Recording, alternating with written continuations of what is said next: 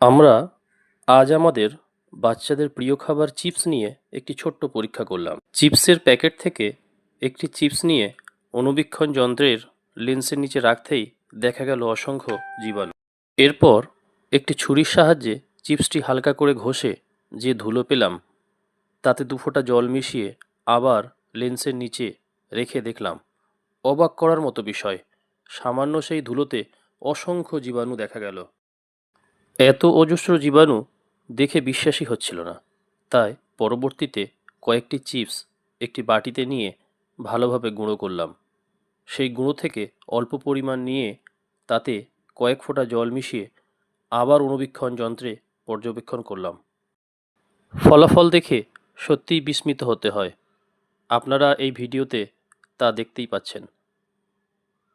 এ থেকে বোঝা যায় আমরা প্রতিদিন আমাদের বাচ্চাদের কী ধরনের খাবার খাওয়াচ্ছি।